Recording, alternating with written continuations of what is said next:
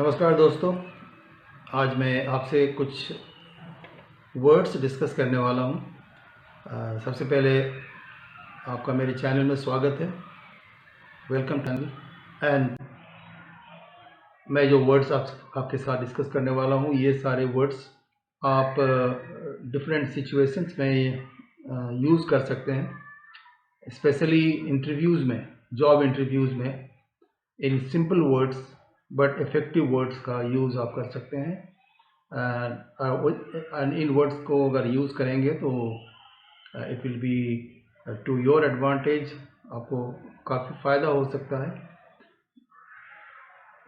Let's start. पहला word ample. Ample का मतलब होता है enough, more than enough. Ample के साथ में कुछ और वर्ड्स लगा के हम कुछ फ्रेज या सेंटेंस बना सकते हैं। जैसे व्हेन यू आर डिस्क्राइबिंग, कि अपने बारे में कुछ बता रहे हैं, tell me about yourself, introduce yourself, इस तरह के क्वेश्चंस आने से आप इस वर्ड को अच्छी तरह से यूज़ कर सकते हैं। जैसे एम्पल अपॉर्चुनिटी, एम्पल स्कोप, मतलब I had ample opportunity, I had ample scope. इसका मतलब आपको काफ़ी अपॉर्चुनिटी मिला था या स्कोप मिला था। Ample. Next word aspire. Aspire it means to have a hope और एन एम्बिशन, एंड आप अपने एम्बिशन या होप को उसी दिशा में चला रहे हैं। आप किसी एक दिशा को फॉलो कर रहे हैं, उस डायरेक्शन में आप जाना चाहते हैं, बिकॉज आपकी मंजिल उस डायरेक्शन में, उस दिशा में है। इसीलिए आप एस्पायर करते हैं। आप यू लाइक समथिंग, आपको कोई चीज़, कोई वस्तु या कोई पोजीशन आप पाना चाहते हैं या कोई जॉब पाना चाहते हैं, उसके लिए आप एस्पायर करते हैं। नेक्स्ट इंटरेस्टिंग वर्ड, छोटा वर्ड है बट ऑफन कंफ्यूजिंग, डिस्पाइट और इन स्पाइट, दोनों का मतलब एक ही है। डिस्पाइट होते हुए भी, इन स्पाइट, दो वर्ड है यहाँ पर। इन स्पाइट, उसके बाद में ऑफ लगता है, इन स्पाइट ऑफ। डिस्पाइट के बाद ऑफ नहीं लगता है, there is no of after despite. मतलब ऐसा होते हुए भी, जैसे कि डिस्पाइट माई एफर्ट्स, मेरी कोशिशों के बावजूद, मेरी कोशिशों के बावजूद, जैसे है डिस्पाइट, या in spite of my efforts. So despite my efforts or in spite of my efforts, I couldn't, इसके बाद नेगेटिव ही लगेगा, बिकॉज कोशिश करने के बावजूद ऐसा हुआ, इसके बाद नेगेटिव लगेगा। डिस्पाइट माई एफर्ट्स और in spite of my efforts, I couldn't change my behaviour, और आई couldn't get that job, anything like that. Despite और इन स्पाइट ऑफ, इसको याद रखिएगा। दोनों का मीनिंग, दोनों का मतलब सेम है, एक है।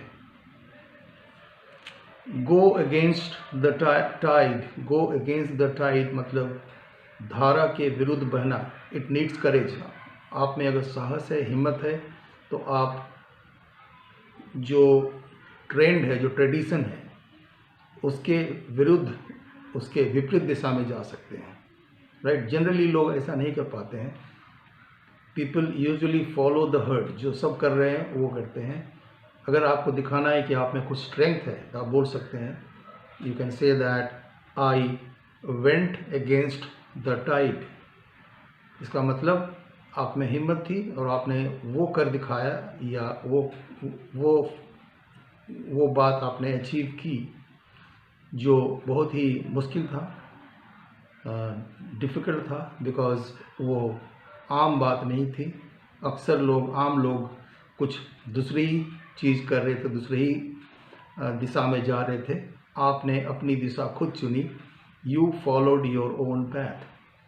तो यहाँ पर बोल सकते हैं, I followed my own desire, I followed my own instinct, और you can say that you went against the tide, went against the tide. Tide मतलब होता है लहरों, लहर आ रहे हैं, लहर के अगेंस्ट में आप तैर रहे हैं, went against the tide. Raise my voice against the class bullies.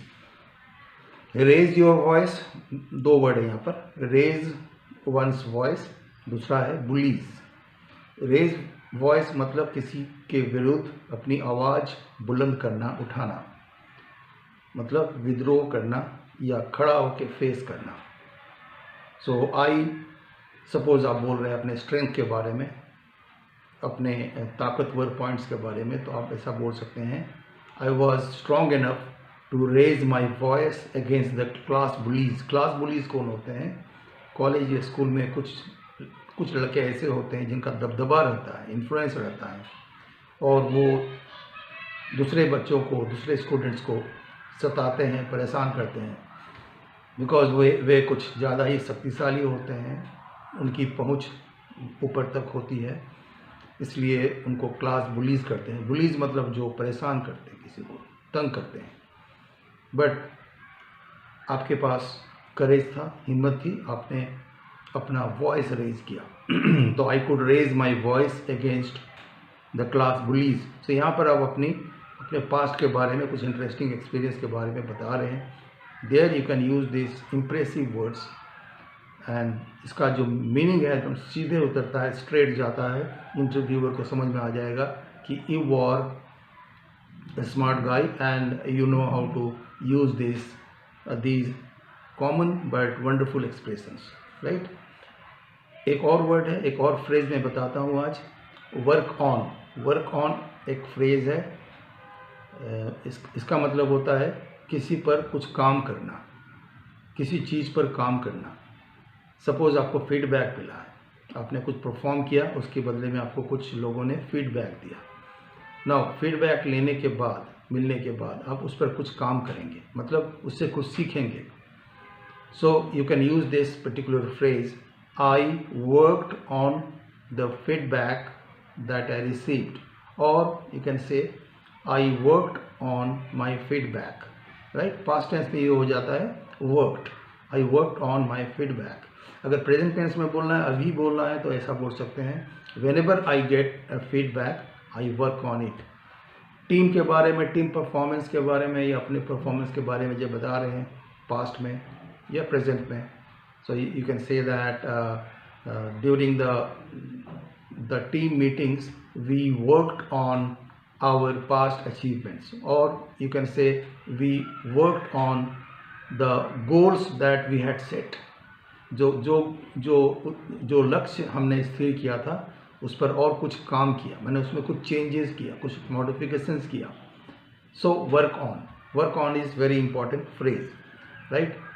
So these are a few small little words but very useful, and you can connect with persons you are talking to, especially during the interview. Thank you very much.